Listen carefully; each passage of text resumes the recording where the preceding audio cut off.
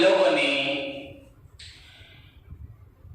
Complete basic part जो था accounting treatment of share capital,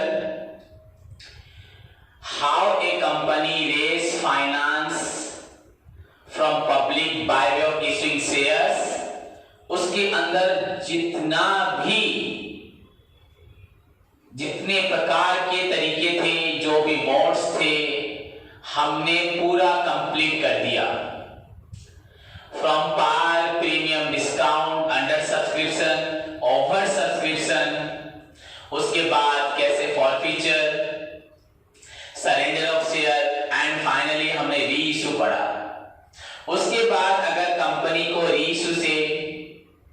issue करने के बाद अगर कुछ प्रॉफिट मिल जाता है, क्योंकि फॉरफीचर में जो फॉरफिट करके पैसा बचा था, एंड री इशू के बाद अगर कुछ भी लॉस होता है उसको एडजस्ट करने के बाद अगर कुछ प्रॉफिट निकलता है, एंड जिस प्रॉफिट को बच्चों हम लोग बोलते हैं कैपिटल प्रॉफिट, उस प्रॉफिट को हम लोग ट्रांसफर करते हैं कैपिटल रिजर्व को।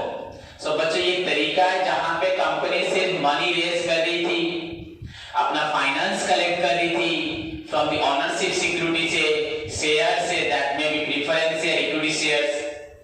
तो फाइनेंस कलेक्ट करते वक्त हम जो लोगों से लायबिलिटी ले रहे थे, बट ओनरशिप सिक्योरिटी में विच मीन्स अगर कंपनी को प्रॉफिट होता है तो कंपनी आपको प्रॉफिट को बांट के देगी in the form of dividend, and अगर प्रॉफिट नहीं होता तो आप लोगों को कुछ नहीं मिलेगा। So this is all about the complete fundamental, complete basic part of the accounting treatment, that how a company raise finance by issuing share to the public. तो शेयर कैपिटल, शेयर के बारे में हम डिटेल पढ़ चुके हैं। So हमारा last class था री इशू ऑफ शेयर, उसके बारे में 1 मिनट बोलता हूं आपको बच्चों। री इशू ऑफ शेयर मतलब बच्चों issue of forfeited share. Carefully सुनो बच्चों, issue of forfeited share is known as reissue of share, resale of share, जो भी बोल सकते हो, पर यहाँ शेयर तो नहीं बोल सकते, इशू बोलते हैं, क्योंकि अगर कोई शेयर होल्डर पेमेंट नहीं देता तो हम उससे क्या होता है, उससे फिर से शेयर को ले आते हैं, उसको फॉरफिट कर देते हैं, तो इसलिए इशू बोला जाता है, सेल नहीं बोला जाता। क्लियर बच्चों? So reissue of share means issue of forfeited share is known as reissue of share, and उसका ट्रीटमेंट मैंने आपको बताया था। री इशू करते वक्त वी डू नॉट रिक्वायर नहीं, कंपनी डज नॉट, करती नहीं है बच्चों, issue share through application, allotment and through various call stages. Reissue public को जो शेयर इशू होता है फॉरफिटेड शेयर, वो डायरेक्टली एक ही अटेम्प्ट में इशू होता है। सो पब्लिक हमें पैसा देगी, हम उसके बदले उसको कैपिटल देंगे। So entry very simple है बच्चों, bank account debited to share capital account. अगर प्रीमियम में बेचती है तो नीचे शेयर कैपिटल अकाउंट, फिर टू सिक्योरिटी बीमा आएगा क्रेडिट साइड में, एंड अगर बच्चों डिस्काउंट ओरिजिनली होता है तो बैंक अकाउंट डेबिट के साथ डिस्काउंट अकाउंट भी डेबिट होगा, एंड अगर ऊपर डेबिट साइड और क्रेडिट साइड में कुछ डिफरेंस आता है उसको बोला जाता है बच्चों शेयर फॉरफीचर, एंड वो एक तरह का लॉस होता है। जब नीचे का अमाउंट क्रेडिट साइड अमाउंट ज्यादा होगा एंड बैंक अकाउंट का अमाउंट कम होगा, दैट मींस 10 रुपीस के शेयर को 9.8 में बेच रहा है, तो वहां पे बच्चों शेयर फॉरफीचर डिफरेंस निकलेगा, हुआ वो है लॉस बच्चों। उसके बाद हमें फाइनली देखना है, हम लोगों ने जो किया था फॉरफीचर के टाइम पे फॉरफीचर जो बैलेंस शीट फिगर था, एंड अभी रीइशू के टाइम पे जो बैलेंस शीट फिगर निकला, उन दोनों का डिफरेंस क्या है। जो बच्चों डिफरेंस होगा that difference will be transferred to बच्चों कैपिटल रिजर्व, बिकॉज़ कंपनी को यहाँ पे इस पैसे को यूज करने की जरूरत नहीं है, कंपनी को जो पैसा चाहिए था उसने रीइशू से उसको मिल गया, एंड एक्स्ट्रा अमाउंट जो सरप्लस अमाउंट मिला while issuing share, while collecting capital from the shareholders, extra पैसा जो मिल गया, that amount जिसको हमें रिटर्न नहीं करना, रिफंड नहीं करना, तो वो एक तरह से हमारे लिए कैपिटल रिजर्व हो गया। अगर कंपनी को कोई बेसिक जरूरत पड़े फ्यूचर में, तब कंपनी उस पैसे को यूज करेगी, अदरवाइज उसको अलग से रिजर्व करके रखेगी। So that is known as बच्चों capital reserve. What is the meaning of capital reserve बच्चों? Any reserve which is created out of capital profit. Any reserve which is created out of capital profit.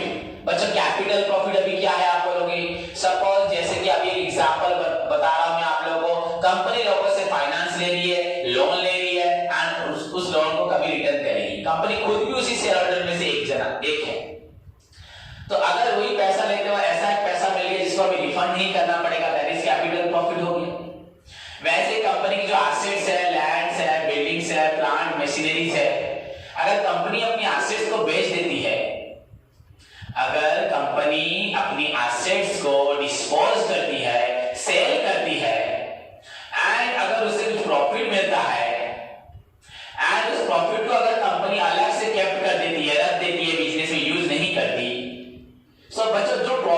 मिला हमें cell of asset से, जो profit derive हुआ from the disposal of asset, any fixed asset बच्चों, that may be land हो, building हो, plant हो, machineries हो, फर्नीचर्स हो। सो बच्चों any amount derive from the sale of fixed asset बच्चों उसको बोलते हैं capital income. And any surplus amount derive from the sale of fixed asset, जो पैसा, सपोज मैंने 10 लाख के लैंड को 10 लाख रुपए में बेचा, तो बच्चों 10 लाख रुपए हमें मिला, वो हमारा इनकम हुआ। अगर हमें 11 लाख रुपीस मिल रहा है तो 10 लाख के लैंड को हमने 11 लाख में बेचा, तो 11 लाख में हमारा कैपिटल रिसीप्ट हुआ, कैपिटल इनकम जो है कैपिटल रिसीप्ट। पर बच्चों 10 लाख के लैंड को हमने 11 लाख में बेचा, वो जो 1 लाख सरप्लस अमाउंट रहा, दैट 1 लाख सरप्लस को बच्चों बोलते हैं कैपिटल प्रॉफिट। मेरी बात को समझ में आया? सपोज एक बच्चों कंपनी क्या करती है, गुड्स खरीदती है, बेचती है। सपोज 10 रुपीस के गुड्स को कंपनी 11 रुपीस में बेचती है, सो 11 रुपीस हुआ बच्चों रेवेन्यू रिसीप्ट, क्योंकि वो हमारा नॉर्मल बिजनेस ट्रांजैक्शन है, तो 11 रुपीस हुआ रेवेन्यू रिसीप्ट। पर बच्चों 10 रुपीस के गुड्स को 11 में हमने बेचा, वो 1 रुपीस जो एक्स्ट्रा मिला, that is known as revenue profit. जो मिलता है, अगर कम मिलता है तो रिसीप्ट, ज्यादा मिलता है रिसीप्ट, पर जो एक्स्ट्रा पैसा मिलता है, तो जो डिफरेंस होता है एक्सपेंडिचर एंड रिसीप्ट में, उसको बोलते हैं प्रॉफिट। सो 10 रुपीस एक्सपेंडिचर किया था, 11 रुपीस में हमने बेचा, 11 रुपीस हुआ रिसीप्ट, 10 रुपीस हुआ एक्सपेंडिचर, और जो 1 रुपीस रहा that is known as profit and revenue profit. वैसे अगर बच्चों हम फर्नीचर बेचते हैं, लैंड बेचते हैं, 10 लाख के लैंड को 11 लाख में बेचते हैं, तो 10 लाख का एक्सपेंडिचर अमाउंट था, 11 लाख तुम्हारा बच्चों रिसीप्ट पार्ट हुआ, इनकम पार्ट हुआ, एंड 10 लाख से 1 लाख जो एक्स्ट्रा हुआ, that 1 lakh is known as बच्चों वो कैपिटल रिसीप्ट था, एंड 1 लाख होगा बच्चों कैपिटल प्रॉफिट।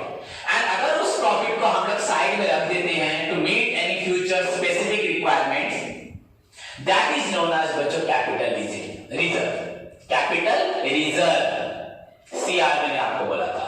सो बच्चों any reserve which is kept aside out of capital profit derived from the sale of any fixed asset is known as capital reserve. If any doubt बच्चों, you can write simply first the meaning of capital profit. Any profit derived from the sale of fixed asset, any surplus derived from the sale of fixed asset, that is known as capital profit. And if a reserve is created out of capital profit बच्चों, that reserve is known as capital reserve, and the amount kept in the capital reserve is to be utilized for any specific requirements of the business organization. So बच्चों in the same manner जैसे मैंने आपको वहां बताया sale of fixed asset था, वैसे बच्चों this is the point, this is the stage of collecting finance from the public by way of issuing shares. Publics आके हमारे कंपनी के मेंबर्स बन गए, शेयर होल्डरशिप हमसे ले रहे हैं, मेंबरशिप ले रहे हैं, एंड अगर उसी शेयर कलेक्शन के टाइम पे हमें ऐसा कुछ कैपिटल मिलता है जिसको हमें रिफंड नहीं करना पड़ रहा है, simply that is known as capital profit, and उसको भी कंपनी अलग से रख देगी, and that is known as capital reserve. So finally बच्चों share forfeiture and reissue of share से जो डिफरेंस निकलता है, शेयर फॉरफीचर के टाइम पे फॉरफीचर क्रेडिट साइड में होता है, एंड रीइश्यू के टाइम पे अगर फॉरफीचर हुआ दैट इज वो बच्चों डेबिट साइड में होगा। सो अगर इनका कुछ डिफरेंसेस निकलता है, वो प्रॉफिट इंडिकेट होता है, एंड दैट प्रॉफिट को बच्चों हमको finally we will require to transfer that profit to capital reserve for any future requirements of the business. Clear बच्चों? सो कैपिटल रिजर्व समझ में आया? यू कैन राइट सिंपली, मैं आपको डिक्टेट कर रहा हूं, any reserve which is created out of the capital profit to meet any future contingencies, specific requirements of the future, बच्चों that is known as capital reserve. Clear? Hope सभी को समझ में आया? So today हम लोग practical problem start करेंगे, complete तुम्हारे शेयर कैपिटल का। ओके बच्चों, so let's move to the board, start करें क्लास अपना। तो बच्चों हम लोग आज रीइश्यू का एग्जांपल करेंगे। देखो, सो ध्यान से क्वेश्चन को लिखो मेरे साथ। सपोज बच्चों, are limited issued 1 lakh equity shares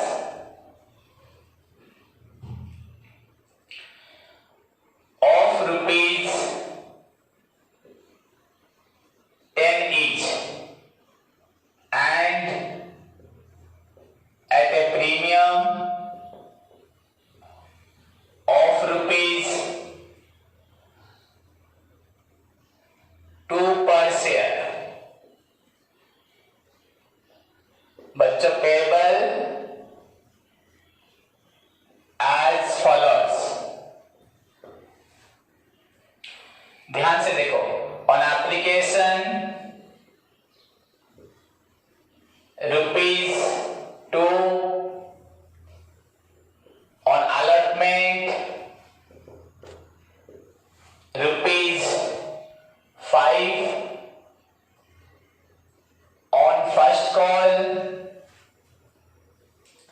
rupees 2 and बच्चों balance on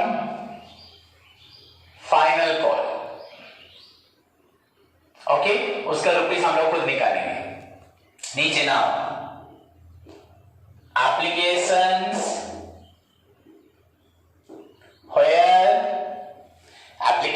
where received from 1,40,000 shares, 1,40,000 shares। बच्चों allotment was made to the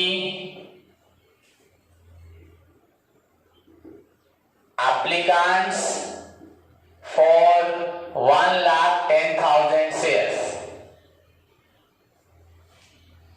and balance being बच्चों refused। क्लियर? उसके बाद बच्चों देखो, a share holder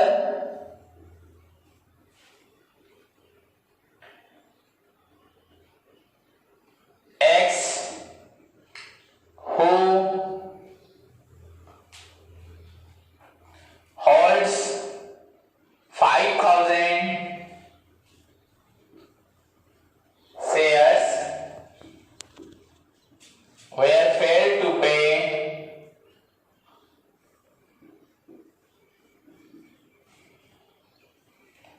first call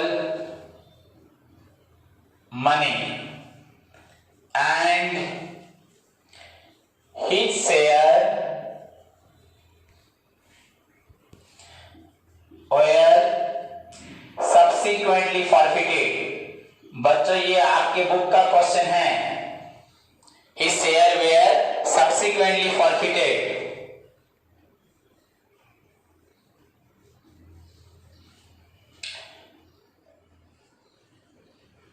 Subsequently forfeited after the first call। बच्चों first call के बाद ही उसका शेयर क्या हो गया? फॉरफिटेड हो गया। फर्स्ट ऑफ, इसके बाद और कुछ नहीं है। Company decided, yes, board of directors decided to reissue such shares to Y for rupees 9 per share, for rupees 9 per share। 9 रुपए में शेयर को बच्चों कंपनी ने बेच दिया, फुल स्टॉप। पास नेसेसरी जर्नल एंट्रीज। देखो बच्चों क्वेश्चन को ध्यान से देखो, यहां पे बच्चों मैंने कुछ चेंजेस लाया हूं। अगर आप क्वेश्चन को ध्यान से देखोगे आपको समझ में आएगा। पहले आप क्वेश्चन लिख लो फिर मैं समझाता हूं। क्वेश्चन सभी लिख लो।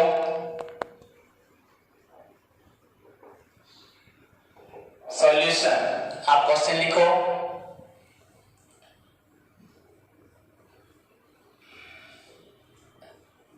इन the books of R Limited journal।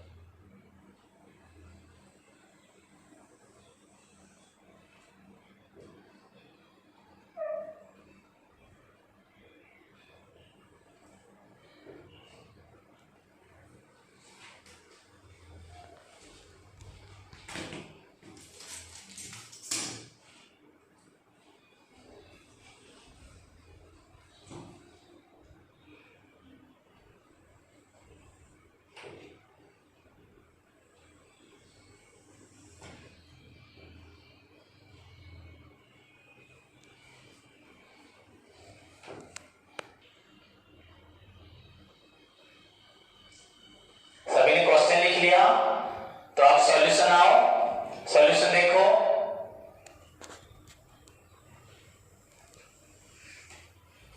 बच्चों हमारा है इन the books of R Limited।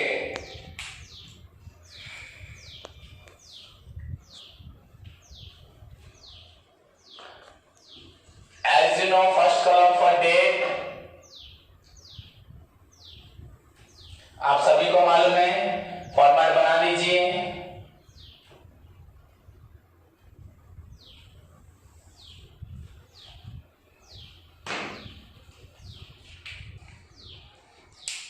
Okay बच्चों, एज यू ऑल नो सभी को मालूम है, जैसे पहले ऊपर हेडिंग होगा in the books of R Limited journal. First column is for बच्चों डेट,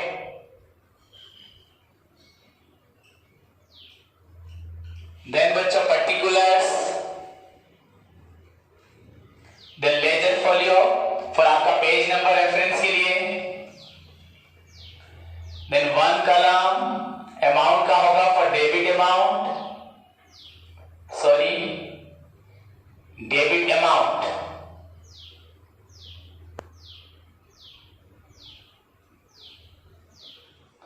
एंड अनदर कॉलम जो लास्ट कॉलम है तुम्हारा अमाउंट का, दैट इज फॉर यू, आप लोगों के लिए वो होगा क्रेडिट अमाउंट।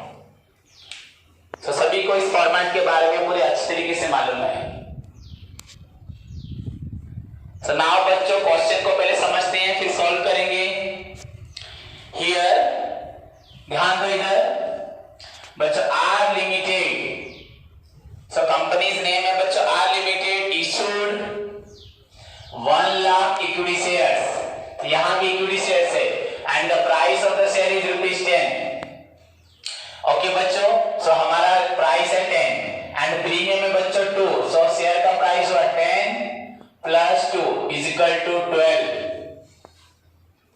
ओके बच्चों, now payable as follows, application rupees बच्चों यहाँ 2 है, अलॉटमेंट 5 है, क्वेश्चन में कुछ लिखा नहीं हमने पढ़ा है, तो प्रीमियम ये 2 रुपीज अलॉटमेंट में होगा, सो 3 प्लस 2, यूजुअली प्रीमियम अलॉटमेंट में होता है। मैं आपको प्रॉब्लम करवा दूंगा जहां पे एप्लीकेशन एंड कॉल स्टेज में होगा, सो 2 ये हुआ 3 प्लस 2, सो 2 प्लस 5 7, बच्चों फर्स्ट कॉल हुआ 2 9, so balance on final call बच्चों 9 हुआ, 12 में से 9 गया तो फाइनल कॉल कितना हो जाएगा ₹3। आंसर निकल गया हमारे क्वेश्चन का। So what is the balance of final call money?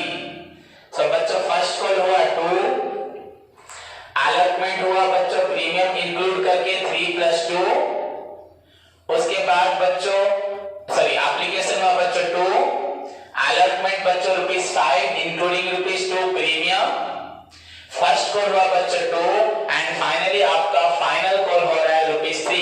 So in this way company का शेयर जो था उसका प्राइस 10 था, प्रीमियम टू 12 रुपीस का share. Okay, applications were received from बच्चों 1,40,000 शेयर। वेरी इंपॉर्टेंट पॉइंट, कितने लोगों से पैसा मिला 1,40,000।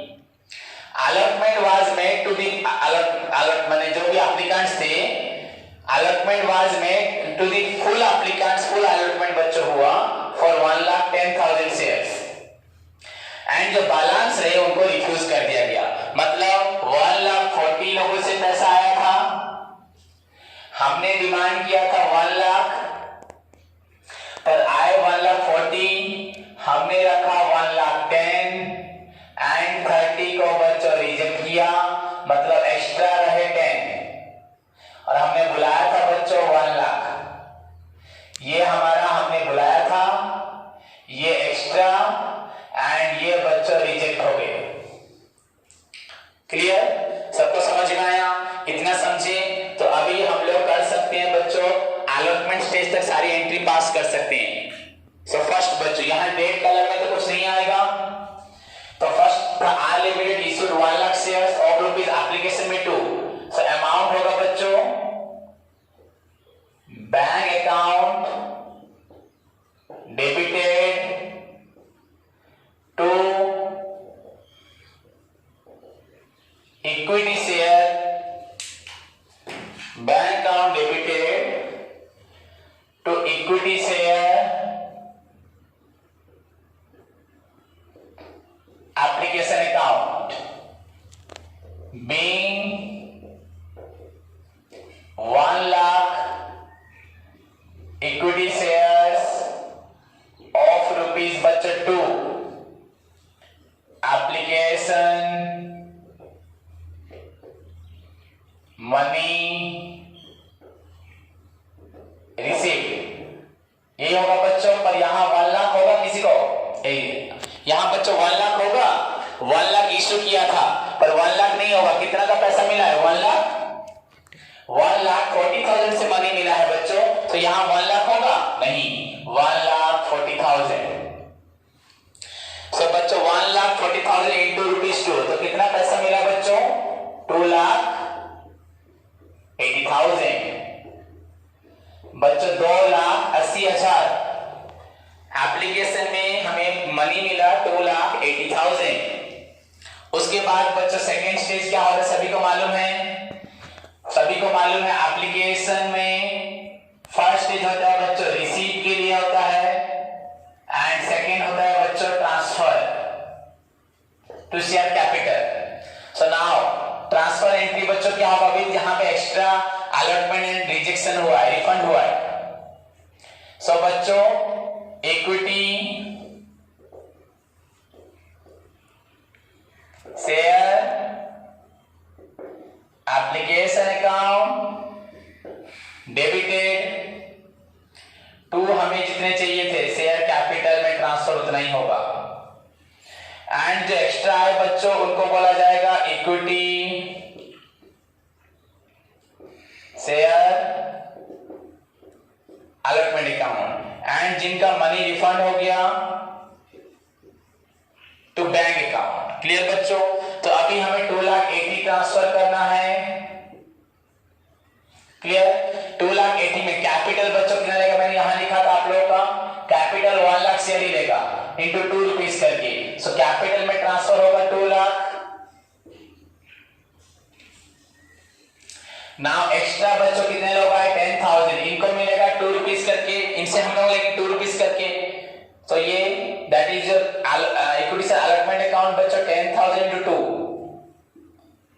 20,000 एंड जो बच्चों रिजेक्ट हो गए उनका मनी रिफंड हुआ, सो 30,000 शेयर्स, 30,000 शेयर्स, तो उनका इंटू 2 बच्चों तो कितना रिफंड होगा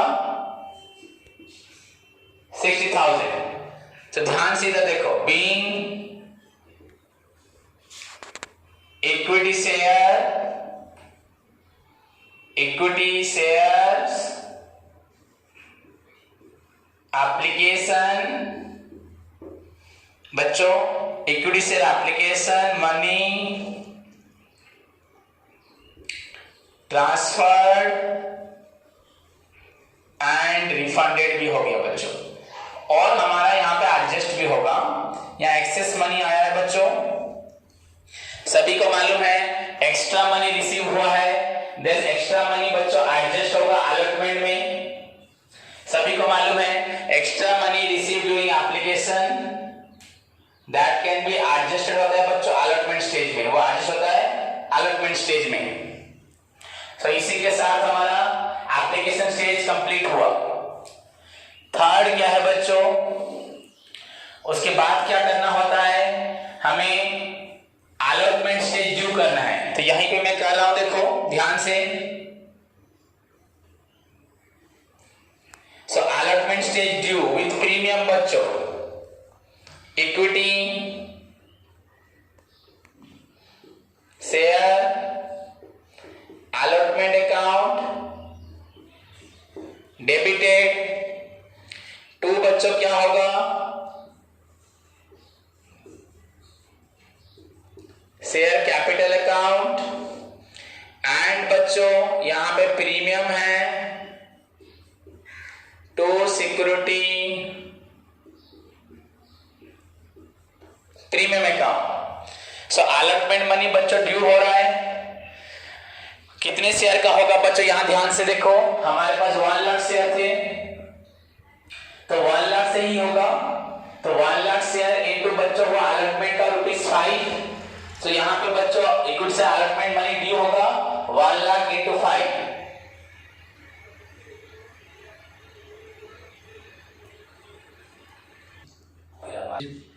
सो बच्चों 1 लाख इंटू 5 आपका ड्यू हुआ 5 लाख। कैपिटल के लिए बच्चों कितना हुआ, कैपिटल आपका ₹3 था, आपको मालूम है सभी को 3 + 2, सो बच्चों कैपिटल के लिए आपका होगा 3 लाख,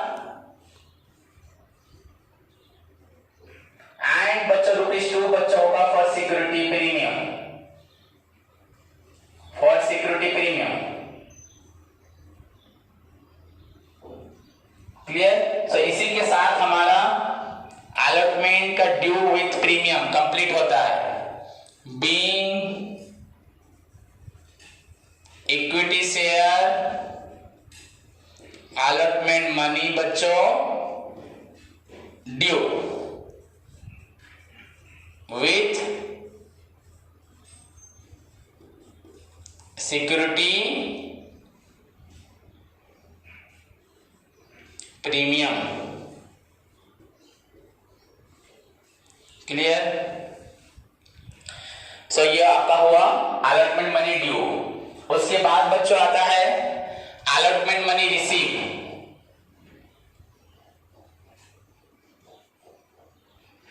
ध्यान से देखो, अलॉटमेंट मनी रिसीव, डेट तो आपका कुछ नहीं है, रिसीव एंट्री बच्चों, व्हाट कम्स इन, पैसा आया बैंक अकाउंट में, so bank account debited to equity share allotment account, being allotment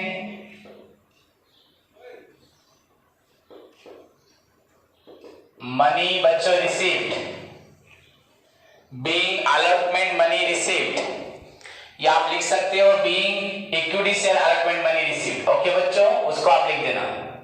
तो बच्चों रिसीव कितना हो, कितना ड्यू है हमारा, ध्यान से देखो बच्चों, ड्यू हुआ है 5 लाख। ऑलरेडी बच्चों कुछ पैसा हमें मिल चुका था, एक्स्ट्रा मनी 20,000। आप सभी को मालूम है excess money receive during application by way of over subscription.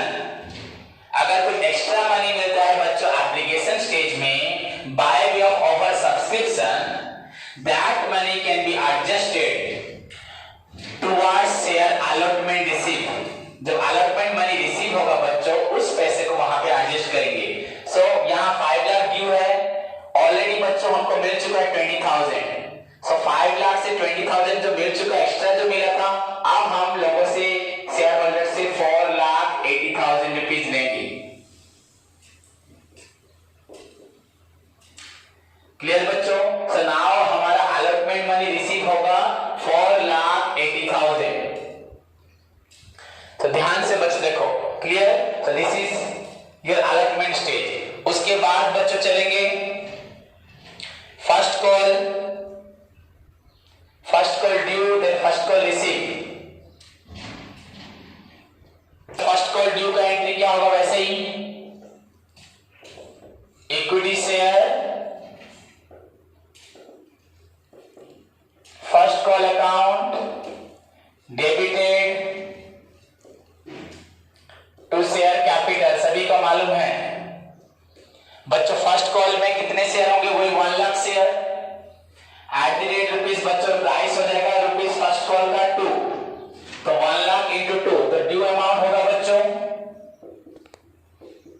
2 lakh and 2 lakh being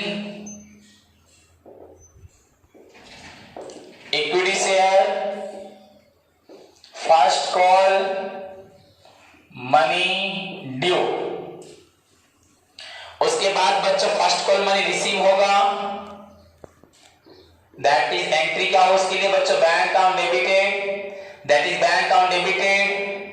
यहां बच्चों कॉल्स इन एरियर, क्वेश्चन पे फिर से जाते हैं, देखो क्वेश्चन को ध्यान से. यहां लिखा एस शेयर होल्डर एक्स बच्चों who holds 5,000 shares fail to pay first call money. एक शेयर होल्डर था एक्स जिसने 5,000 शेयर्स लिए थे बच्चों, वो फर्स्ट कॉल का पैसा नहीं दे पाया, तो यहां पे कॉल्स इन एरियर आएगा. Calls in arrears account debited and पैसा आ रहा है कहां से? Equity share first call account being, लिखेंगे बच्चों. तो पहले ड्यू कितना हुआ था? 2 लाख, तो आपका रिसीव होगा बच्चों 2 लाख. ओके, रिसीव होना है हमारा 2 लाख, पर रिसीव कितना हुआ है रियल सेंस में? हमें 5,000 शेयर्स, जो एक्स था 5,000 शेयर्स, उसका पैसा नहीं मिला था. सो 5,000 शेयर्स इनटू फर्स्ट कॉल 2, तो बच्चों हमें 10,000 रुपीज नहीं मिला. सो मिला कितना होगा? 1,90,000. सिंपल. हमें 5,000 शेयर्स का पैसा नहीं मिला इंटू 2, तो कितना शेयर टोटल था? 1 लाख से 5,000 कट गया, तो बैलेंस रहे 95,000 इंटू 2. सो 95 इंटू 2 1,90,000, 5 इंटू 2 10,000 नहीं मिला. This is called scenario. So being बच्चों equity share first call money received, बच्चों मनी रिसीव एक्सेप्ट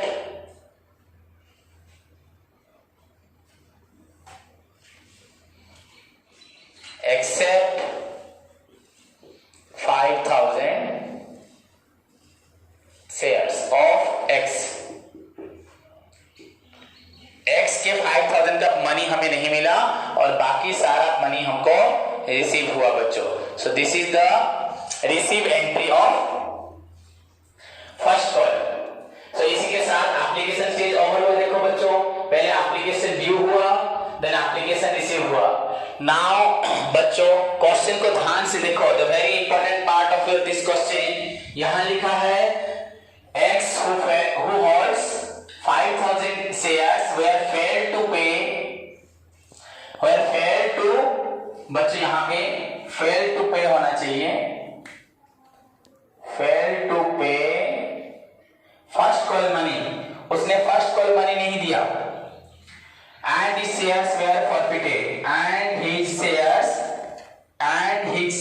उसके जो शेयर थे forfeited हो गए। ओके बच्चों, सो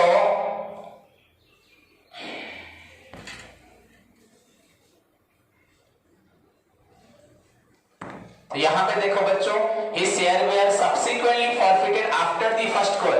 तो फर्स्ट कॉल के बाद ही बच्चों फॉरफीचर हुआ है। तो यहाँ पे आपका फर्स्ट कॉल के बाद फॉरफीचर हुआ है। It means you have to pass the journal entry जो हमारा है फॉरफीचर का, उसको आपको यहाँ पे फर्स्ट कॉल के बाद ही पास करना पड़ेगा। सेकेंड कॉल या फाइनल कॉल अभी नहीं होगा। पहले इसका 5,000 शेयर फॉरफिटेड होगा, उसके बाद हम फाइनल कॉल फिर ड्यू करेंगे, फाइनल कॉल रिसीव करेंगे। समझ में आया बच्चों? तो यहां पे लिखा है his shares were subsequently forfeited after the first call। Clear? So अभी हम लोग क्या करेंगे, फॉरफीचर एंट्री पास करेंगे उसके 5,000 शेयर्स के लिए।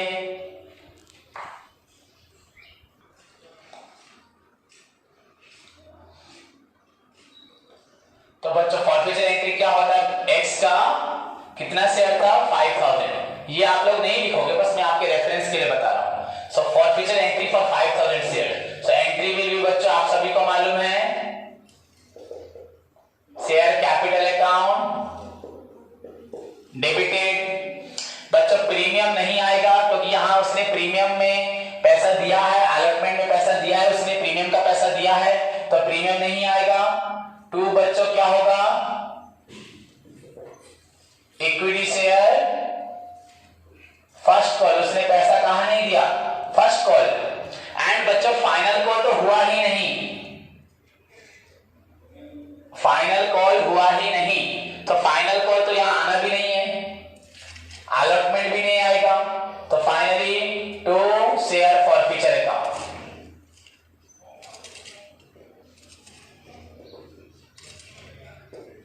फॉरफीचर अकाउंट बीइंग बहुत स्मॉल एंट्री है, देखो 5,000 equity shares of mister X where forfeited, being 5,000 equity shares of X, Mr. X were forfeited। Mr. X तो मैंने नहीं लिखा था, सर X था, X लिख दिया, X were forfeited। ओके बच्चों, ओके बच्चों, तो यहां पे आपको मोस्ट इंपोर्टेंट पार्ट को चेक करना है, वो आपका है बच्चों, देखो यहां पे स्टूडेंट्स बहुत गलती करते हैं। जैसे कि बच्चों ये जो 5,000 शेयर्स लिया था मिस्टर एक्स ने या एक्स ने जो लिया था, इसने फर्स्ट कॉल का मनी फेल किया एंड फर्स्ट कॉल के बाद बच्चों इसका क्या हो गया, फॉरफीचर हो गया। So point to be noted बच्चों, यहां पे application stage, then allotment stage, then बच्चों फर्स्ट कॉल, ये फाइनल कॉल तक गया ही नहीं। एप्लीकेशन में आपका ₹2 था, अलॉटमेंट में बच्चों 3 + 2 = 5 था एंड फर्स्ट कॉल में 2 था। तो बच्चों यहां पे पॉइंट टू बी नोटेड बच्चों, ये पार्टली पेड शेयर है, कंपनी ने इसको पूरा पैसा मांगा ही नहीं है। कंपनी ने इसको ₹2 मांगा था, यहां पे 3 + 2 प्रीमियम तो हमें 100 नहीं करना है, तो यहां पे इसका शेयर का प्राइस था 3, वो भी उसने दिया था एंड फर्स्ट कॉल का पैसा मांगा था 2, वो उसने नहीं दिया। मेरी बात को केयरफुली आप लोग ध्यान से सुनिए। First of all it is a case of partly paid up. Partly paid up या पार्टली रिसीव का मतलब बच्चों यहां पे 10 रुपीज से काउंट नहीं होगा। हम लोगों ने यहां जो एंट्री लिखा है शेयर कैपिटल, मतलब यहां लिखते हैं हम लोग क्या कि कितने रुपए का शेयर था, कितना पेड करना था, टू बी पेड, ये नॉट पेड, ये पेड कितना दिया है, ये टू बी पेड कितना देना था। तो बच्चों यहाँ पे हमेशा 10 रुपीज रहते हैं, कैपिटल में हमेशा हम लोग 10 रुपीज रहते हैं, पर यहाँ 10 रुपीज नहीं होगा क्योंकि बच्चों कंपनी ने उसको तो सारा पैसा मांगा ही। देखो 2, ये 3, 5, ये 2, 7। अगर फाइनल कॉल बच्चों होता तो आपका फाइनल कॉल का मनी था कितना, 3। सो 2, 3, 5, 2, 7, 3, 10 होता। 235 to 7310 होता, पर यहाँ पे फाइनल कॉल हुआ ही नहीं। सो कंपनी ने उसको डिमांड किया है, उससे पैसा ड्यू करके मांगा है up to application allotment 3 and first call 2। Premium नहीं आएगा क्योंकि उसने प्रीमियम पैसा दिया है, प्रीमियम एंट्री पास नहीं होगा। सो बच्चों 235 to 7, तो यहाँ पे बच्चों शेयर का जो प्राइस होगा ये 10 रुपीज नहीं होगा, and it will be your 5000 share into @ बच्चों 7, 5000 शेयर्स इनटू @ बच्चों 7। So this will be your बच्चों कितना रुपए से काउंट होगा 35,000। उस इंसान से हमने मांगा था, शेयर होल्डर से मांगा था एक्स से 35,000। अब उसने कहां पैसा नहीं दिया, फर्स्ट कॉल में बच्चों 2 रुपीज। सो 2 equity share first call 5 into 2 10,000। तो उसने कितना पैसा दिया हमें 35 - 10 बच्चों 25,000। देखो बच्चों ध्यान से, मैं आपको हमेशा बोलता हूं ये फर्स्ट पार्ट होता है टू बी पेड के लिए, टू बी पेड के लिए, एंड ये होता है बच्चों नॉट पेड, एंड ये जो आंसर है बच्चों ये हुआ पेड। ये हमारा रिजल्ट है, this is your resultant figure. आप लोग खुद भी देख सकते हो, उसने यहाँ पे 2 रुपीज दिया था, यहाँ पे 2, यहाँ 3, मतलब 2 3 5 रुपीज दिया है। 5000 शेयर्स इनटू उसने 5 मतलब 25,000 दिया है। सो हमें उससे 25,000 मिला है। सो ये हमारा प्रॉपर्टी, ये उसका फॉरफीचर, उसका 25,000 डूब गया। उसने कंपनी में जो 25,000 रुपीज इन्वेस्ट किया था वो पैसा उसका डूब गया। सो this is the forfeiture amount, this is the paid amount जो उसने पेड किया था, जो हमें मिला था, हमने इसको फॉरफिट कर दिया। ये हमारा प्रॉपर्टी हो गया। ठीक है बच्चों, तो इसी के साथ हमारा फॉरफीचर कंप्लीट हुआ। अब बच्चों क्वेश्चन में लिखा हुआ है, देखो this share where company decided to reissue such share. इस शेयर को बच्चों कंपनी रीइश्यू कर दिया। तो अभी हम रीइश्यू एंट्री कर सकते हैं, या चाहे तो बच्चों पहले फर्स्ट फाइनल को ड्यू रिसीव करते फिर इश्यू कर देंगे। ओके बच्चों, company decided to reissue such share to Y for ₹9। इसको हम लास्ट में करेंगे, पहले हम लोग final call due and receive कर देते हैं। सो बच्चों क्विक देखो final call due and receive कैसे होता है। तो final call due equity share final call account debited to share capital. यहां पे भी आपको ध्यान देना है, नहीं तो यहां पे आप फिर गलत कर दोगे। Equity share final call account debited to share capital. बच्चों अब कितना शेयर का ड्यू होगा, टोटल शेयर है बच्चों 1,05,000। शेयर होल्डर ने जो एक्स ने लिया था पैसा नहीं दिया, वो फॉरफिट हो गया। तो अब बच्चों ड्यू होगा 1,00,000 - 5,000। तो आपका अभी टोटल कंपनी के पास शेयर कितना है 95,000। अब 1,00,000 से ड्यू नहीं होगा 95,000। सो 95,000 शेयर इनटू बच्चों 3 रुपीज है, दैट इज योर बच्चों 2,85,000 एंड 2,85,000। देखो ध्यान से, being equity share final call money due for 95,000 shares बच्चों, दैट इज 1,00,000 - 5,000 जो फॉरफिट हो गया। तो आपका अभी शेयर रहा 95,000 बच्चों। क्लियर? तो आपको मनी भी कहां से मिलेगा, 95,000 शेयर से मिलेगा। सो नाउ रिसीव बच्चों एंट्री क्या होगा, बैंक अकाउंट डेबिटेड। यहां और कॉल इन एरियर है क्या बच्चों, नहीं है। यहां पे उसने फेल नहीं हुआ था, वो जो हुआ था वो कट चुका है।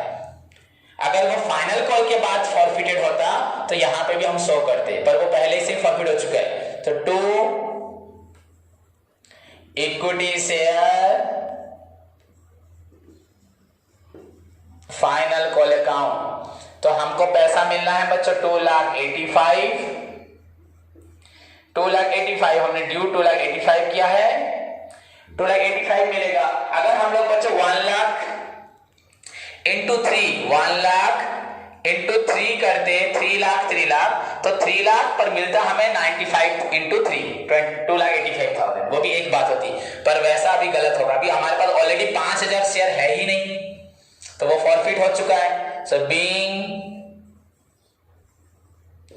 Equity share final call money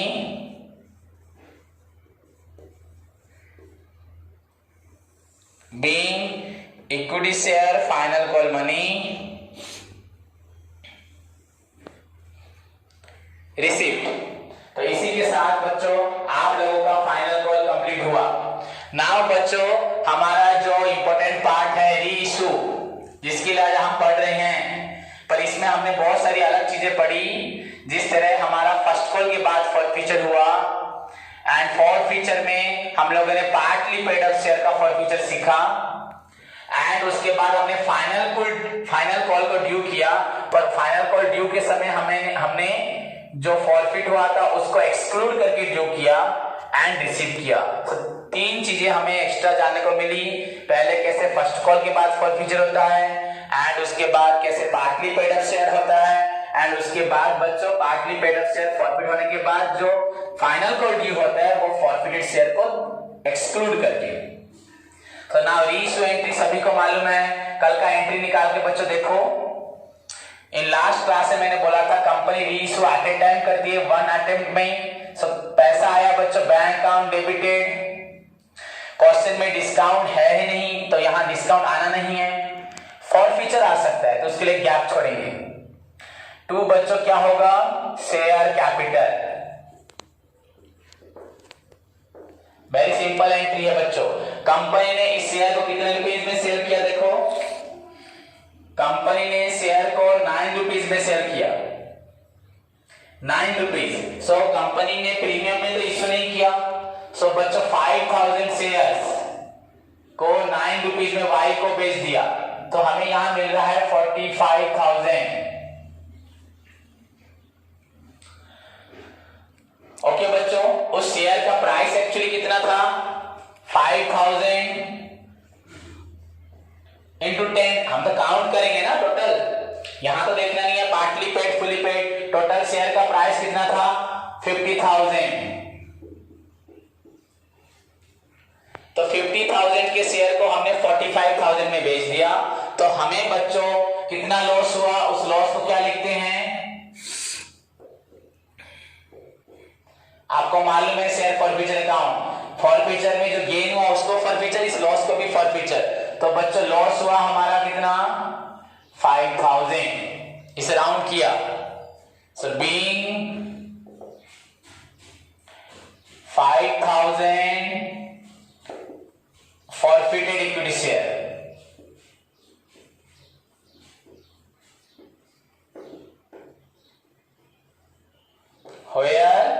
where reissued to y at the rate rupees 9 rupees में मैंने उसको सेल कर दिया। सो 45 मिला, 5 हमें नहीं मिला, तो हमारा लॉस हुआ बच्चों, लॉस अमाउंट बच्चों 5,000।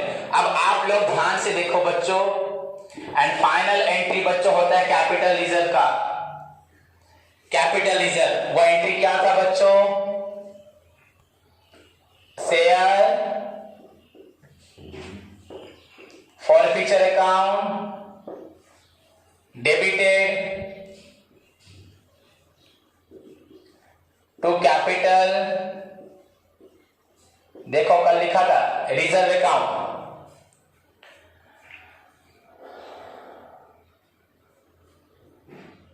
लिखा सभी ने,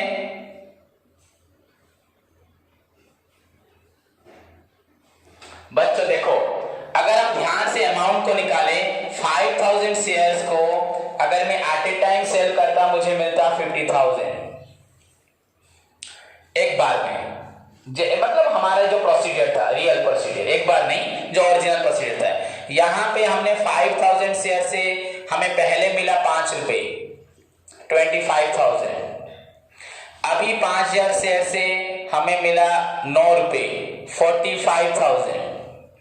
सो बच्चों हमको टोटल अमाउंट मिला कितना 0.4217 70,000। अगर हम लोग ओरिजिनली इशू कर देते फॉरफीचर ना होता तो हमें 50,000 मिलता, इस प्रोसीजर में हमें मिला 70। तो बच्चों हमें प्रॉफिट कितना हुआ, एक्स्ट्रा कितना मिल गया 20,000। समझ में आया? अगर 5,000 शेयर्स को अगर हम लोग ओरिजिनली इशू में पैसा मिल जाता तो 50 ही मिलता। यहाँ पे X से हमें मिला 25,000, वो फॉरफिट हो गया, ये इंसान फॉरफिट हो गया। X से मिला 25, वो फॉरफिट हो गया। Y से मिला 45,000, सॉरी Y से मिला बच्चों 45,000 एंड ये तो कंपनी में रहा। सो इससे 45, इससे 25, टोटल मिला 70, मिलना था 50, तो एक्स्ट्रा कितना मिल गया 20। तो बच्चों ट्रांसफर यहाँ कितना होगा 20,000 होगा। पर इस 20,000 को आप लोग इस तरह नहीं निकालोगे, इस तरह कैलकुलेशन नहीं करना है। सिंपली बच्चों I told you in the previous class, यहां बीइंग में मैं उसी को मेंशन करता हूं, बीइंग ये आंसर है, difference of share forfeiture is transfer. बच्चों जो ट्रांसफर हो रहा है difference of share forfeiture is transfer, इस जानिए ट्रांसफर टू कैपिटल रिजर्व। बच्चों देखो आप फॉरफीचर निकालो, आप फॉरफीचर का अमाउंट निकालो। आपका फॉरफीचर का अमाउंट फॉरफीचर में कितना था, फॉरफीचर स्टेज में कितना था बच्चों 25,000 एंड रीइश्यू में कितना है, यहां पे है 5,000।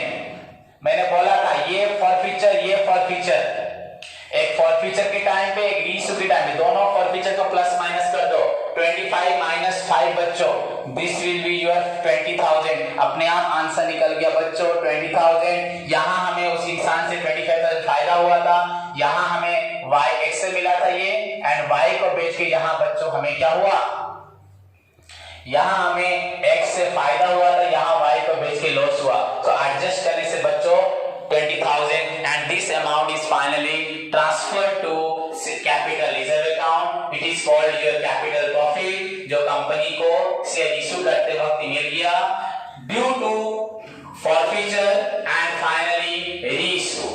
So this is all about the another new problem बच्चों तुम्हारे लिए हुआ पूरा complete how to deal with forfeiture reissue along with partly paid up shares including बच्चों premium.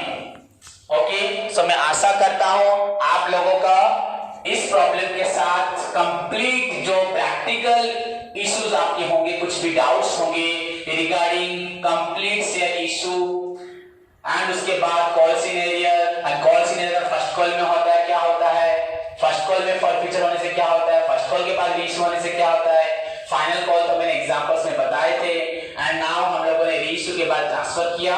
So this is the complete practical problem of your book बच्चों that clears your entire जो भी बच्चों डाउट्स होंगे regarding the issue of shares to the public for raising finance.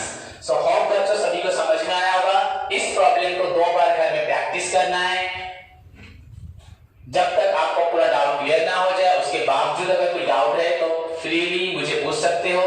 तो तब तक के लिए बच्चों take care, all the best बच्चों, गॉड ब्लेस यू ऑल।